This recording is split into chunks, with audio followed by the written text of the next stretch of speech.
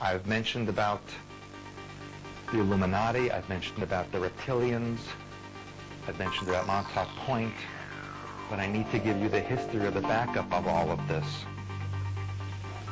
And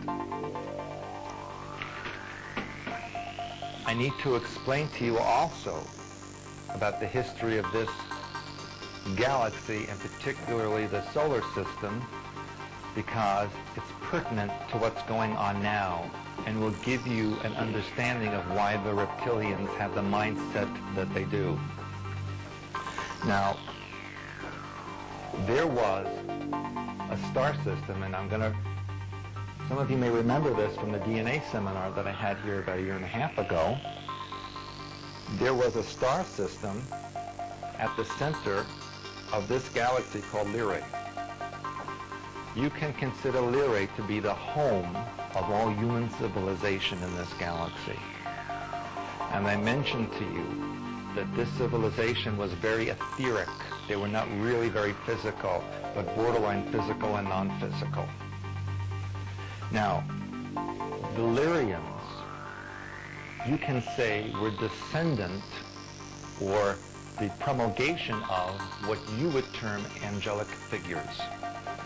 As angelic energy descends into physical reality, it gets into a borderline state that the government refers to as ET level. And to refresh your memory, the government makes a distinction between ET and alien. An alien being is a physical being who resides within this physical universe but is not from the earth. And an ET or extraterrestrial is a borderline physical, non-physical being who comes from another dimensional space-time. Now the reptilians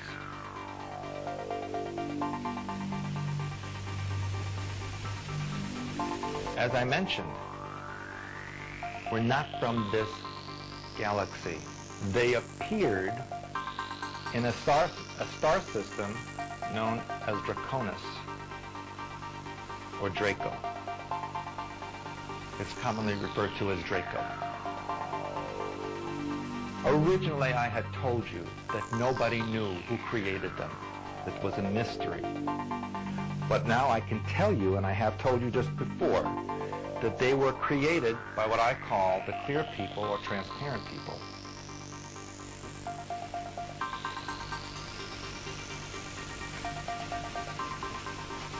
I have to use another pen because this doesn't have much ink in it. These clear people are of the same category as extraterrestrial. They're not physical, they're not non-physical, they're kind of borderline.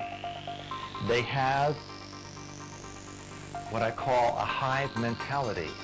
In other words, they exist in a sea of intelligence that is of the same genre of creatures they are. There's really no segregation or individuality. However, this sea of intelligence is very intelligent, and it has dissociated itself somewhat from what you would call God mind, or a universal, inter-universal energy that pervades all things, without which nothing else could exist. And in fact, if you want to judge them as evil or bad, I don't use terminology like that. I used to, but not anymore. Because I've come to learn that there really is no good or bad or evil or positive, negative. It's just intelligence. And everything is the flip side to the other thing. People ask me, do you believe in God? Yes, I believe in God. Nothing exists without it. And then people ask me, do I believe in religion? And I say no, because I know that all religions were created for mind control purposes. God does not have a religion. So when you ask me what religion am I say whatever God is. That's the religion I am.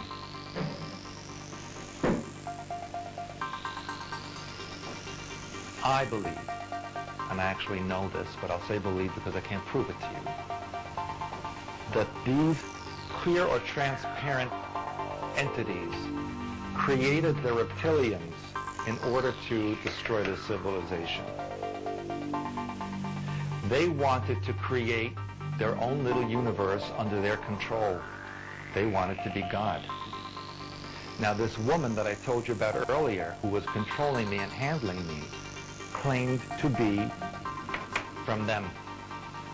And she told me that I was of them as well, and that we were the only two on the earth. And as incredible as this may sound, she almost proved it to me, or maybe she did prove it to me, because she showed me with my own vision, which, by the way, since I've been here last time, I have my eyesight back, that I could shift myself. And on several occasions, I actually shifted into a creature that looked like a winged lion, like the creature I told you about that I saw in Argentina. They were all along the Congressional building. This is what I saw myself become. And on one occasion, it was so powerful I couldn't shift back to human shape again. I can only imagine how this happened through her ritual and ceremony. She used to evoke a being, and maybe some of you have heard of this being, with this name.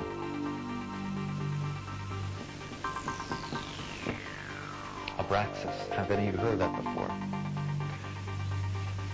He's heard of it. If any of you have information on this entity, I'd like to know it. The very first time I did my Illuminati lecture in Los Angeles, before she would let me go onto the stage, she evoked this being and let that being surround me. And I will use red because it's appropriate. When the reptilians attacked Lyrae, it destroyed that civilization. And in fact, I have a very complicated flow chart here. Make it as easy as possible. The remnants of Lyrae spread out through the rest of the solar system, throughout the rest of the galaxy. They colonized such places as Tau Ceti, Procyon, Orion, Aldebaran, the Pleiades, Antares. Most of the known constellations and star systems in this galaxy were colonized by the Lyrians because their home area was destroyed. In this solar system, they colonized the planet Mars and another planet that no longer exists that was called Maldek. Maldek was a relatively large planet that existed between Mars and Jupiter. At that time, the Earth occupied the second orbit around the Sun, and it did not have an atmosphere like it has now. It was completely water-filled, both surface and atmosphere, not breathable. By the way, the Lyrians, when they became physical, had two forms.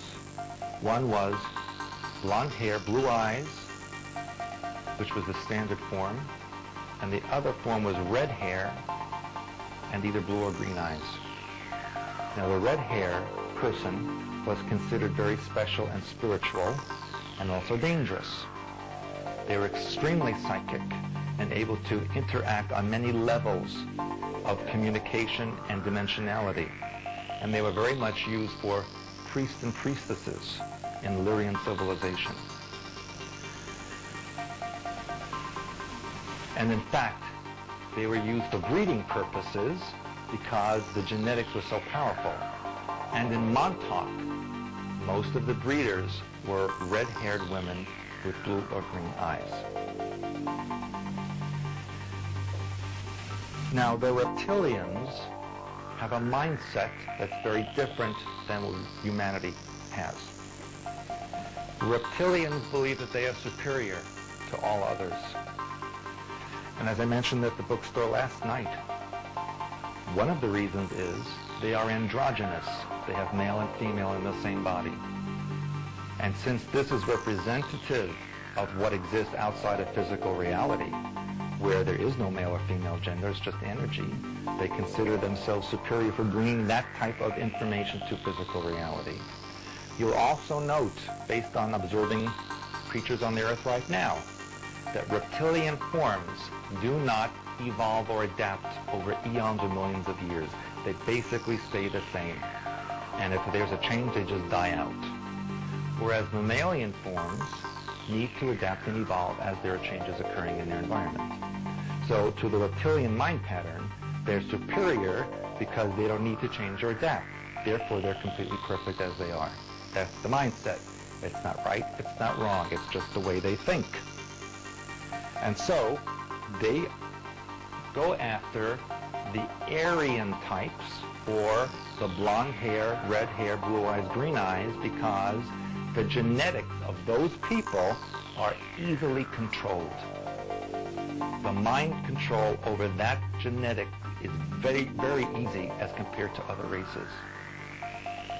This is why, in history, those who saw globalization or control of this planet wanted to promote the Aryan race as the natural form, because those who did this were being controlled by the reptilians.